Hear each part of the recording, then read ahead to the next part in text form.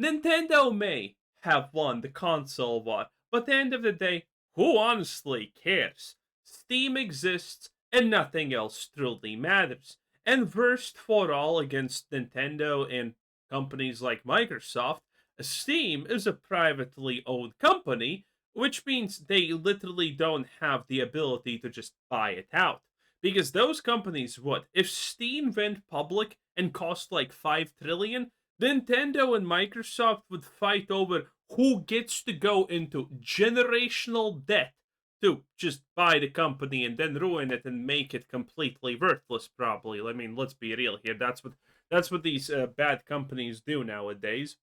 And other than that, consoles don't matter. The last time consoles have mattered was when we're talking about a game that's failing. For example, Doom Eternal, because it's too expensive. The gameplay is just not good enough. A lot of people like it, but who cares? And then some person goes and says, "But Game Pass," and that's pretty much where the impact of consoles ends on my life personally, and probably even less on your life and other people's lives because no one cares about consoles. But anyways, Nintendo loves to be trash. Pocket Pair just confirmed what we all suspected, that the changes made last November were indeed motivated by Nintendo's lawsuit. Now, if you're out of the loop here, the update made pals spawn next to the player rather than spawning from balls. But today's story is not just the confirmation of that, it's also what happens next, because Pocket Pair are now saying that this is not the end. Even more changes are coming to the game, and not because they're changes that players really want to have made. Basically, Nintendo are very much still at it, and Pocket Pair have outlined. Yeah, Nintendo is always at it. Can't make a good game? Well, they're gonna make a Palworld knockoff. That's what Nintendo is gonna do. And again, I am for one here to make it so that everything that is Pokemon made it gets called a Palworld knockoff now because Palworld just showed what true quality of Palworld is, not the Pokemon knockoff shit. How they're going to fight back. Thanks to reporting from the specialist outlet GamesFray, we now have some idea of how Pocket Pair plan to defend itself. Now, this comes from filings in February reviewed by GamesFray at the Tokyo District Court. Basically, the plan is to prove that Nintendo should have never been granted their patents in the first place, and this comes down to a pretty simple concept. So Okay. Nintendo filed patents in December 2021 that have been iterated on after Palworld released. Now, those most recent patent updates were filed after Palworld came out, but they were, right, extended from previously filed patents. Now, under patent law, that's allowed, where the principle is that the natural evolution of the patent under, like continued development should also be protected. But there's a natural Yeah, that makes sense. counter to this, and that natural counter is called prior art. And prior art is what Pocket Pair That also makes sense. I'll explain this in normal things.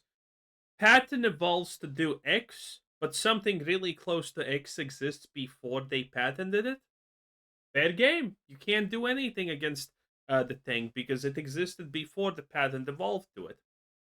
intend to use. So the idea is that prior art existed before the original 2021 filing date, where the combination of two separate mechanics could reasonably give rise to the patent Nintendo holds. So as an example, everyone's pointed to the idea that Pocket Pair's previous game Craftopia also had a ball capture mechanic.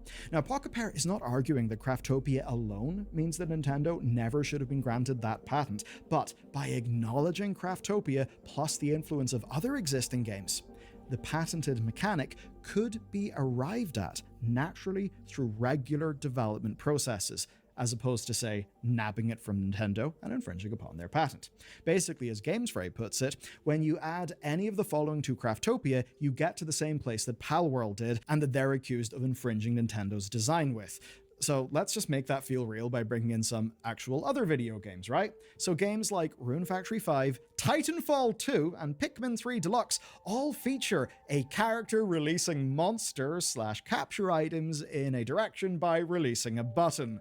Yes, your Titan in Titanfall, I suppose, is a Pokemon. Jokes aside, you get the point though. Pikmin Yeah, this is why some patents are ridiculously stupid and they should never be filed.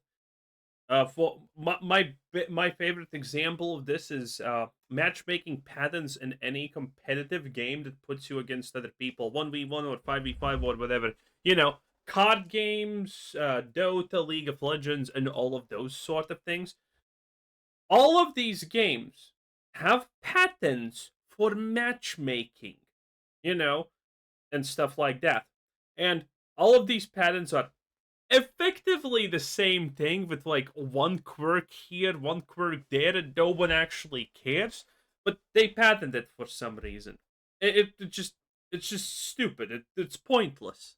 Far Cry and Tomb Raider all It's just another way for these companies to bloat game development budgets for absolutely no necessary reason, and then try to raise the prices of stuff because again, stupidity. highlight that you have a variety of throwable objects as part of their mechanics. Meanwhile, then, you've got Pocket Souls, the mod for Dark Souls, Octopath Traveler, and Final Fantasy all showing that you can pick targets on a field with a visual representation of how successful you might be. Okay, so those are broad examples, they're varied examples. I guess there's also the example of the Pokemon GTA mod, but basically, it's no coincidence that Nintendo games find themselves present in these lists. Pocket Pair are basically banking on the validity of Nintendo's patents being granted as their main argument here, right? That they shouldn't have been granted, that is, that they're not valid. And the more that they can muddy the water around whether Nintendo should have them, the better the chance that the whole case gets thrown out. But there's a question to be asked of this situation. The Japanese lawsuit is ongoing, and these changes won't necessarily stop that right now. So why make them, right? Why would Pocket Pair do all of this whenever it might seem they're making some progress? Well, that's because they might not influence Japan, but they might have an impact on the potential American lawsuit. Fun situations going down in the US, many of them in fact, but let's just stay in the patents for now. So generally, whenever someone loses 22 out of 23 arguments, that's not really seen as victory, right? You'd think that, but it's not necessarily the case in patent law, and I've got some good news here. Game Phrase explain it to me like I'm 5 series. That means that the rest of us can actually understand what's going on. And yes, thanks to them, because this stuff can be so goddamn dense. So, per their explainer, Nintendo have been making more moves in the US with applications to the US Patent and Trademark Office. Now, these take a while to resolve, so today's set of updates will range from starting back in 2022 through This is what I said is gonna happen when all of this started. Well, not when all of this started, but when we actually started knowing stuff about the lawsuit. I called this. I said that this is gonna happen because this may work in Japan, but that's because Japan has a bias towards Japan companies. Okay, historically, all the lawsuits that go happen in Japan and are Japanese company versus well, whatever the fuck, and it's a big Japanese company, the big Japanese company pretty much just gets awarded the win no matter what. Japan is very protective of their big hitters and whatnot. Actually, that's a serious problem in a separate discussion. But for now, that's where we're stopping.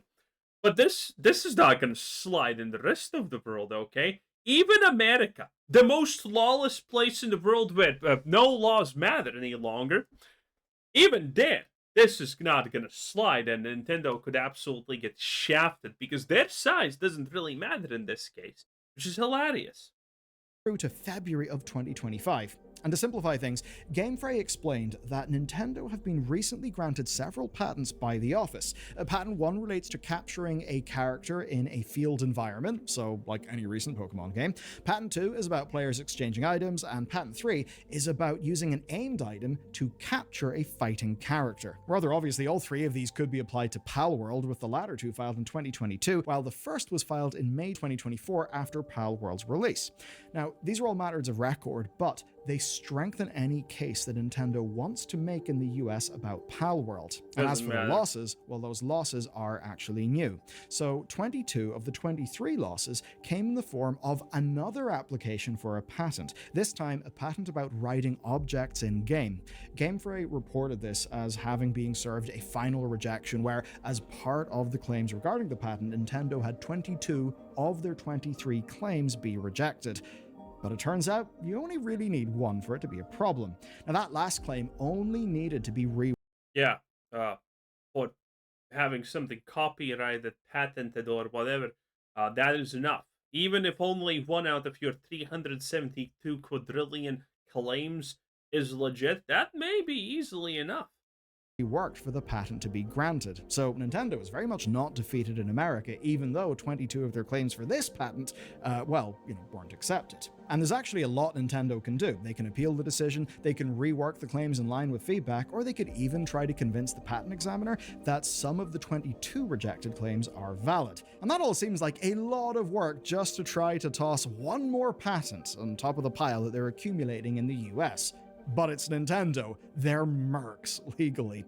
And it's actually wider than just them. And that's not just my opinion. It's directly from the mouths of people who actually make the patent decisions, because they are huge business. In January of this year, we got to see things from the perspective of the people who actually file these lawsuits. Automaton reported on the, quote, importance of intellectual property rights in the games industry at Tokyo Esports Fiesta 2025. This was attended by Capcom, Nintendo, Sega, Konami, and Koei Tecmo.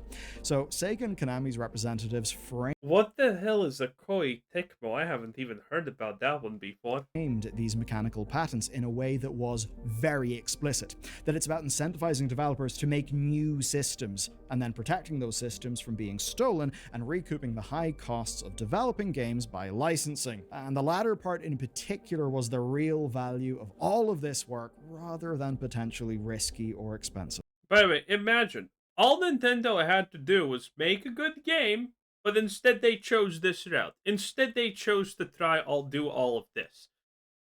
Someone's gonna make a better Pokemon game. That is just the fact of reality. It's gonna happen sooner or later, and at this rate, probably sooner. Because Pokemon is a lot of money. And, well, Nintendo's Pokemon games just suck dick, okay? I don't know which Scarlet, Violet, Sword, Shield Pokemon version is out, but it's indistinguishable from the last 5. So, that's a problem. People don't like that. Of lawsuits. But patents are also a significantly more useful tool to have than just copyright alone. Capcom's representative echoed Nintendo's with the idea that they can protect their brands, right, from infringement or damage via patents, and it's basically another tool in their arsenal, especially when brands are capable of skirting full copyright, but say can capture the spirit of a game. So for them, it's not necessarily, at least they frame it, about stamping out competition or punishing smaller teams for trying to innovate by iterating on other games. It's more about protecting what they have from other. Oh, that is such bullshit, and everyone knows it. This is all about trying to stamp out the competition, okay? None of these. The moment someone makes some kind of, I don't know, Monster Hunter game or whatever, and it's better than Monster Hunter, you know the people at Monster Hunter are going to be like, sue them! Yeah, that's what they're gonna do. They're gonna try to destroy them, because no one is gonna be fine with the idea that someone innovates on their thing and then just, rakes the rewards.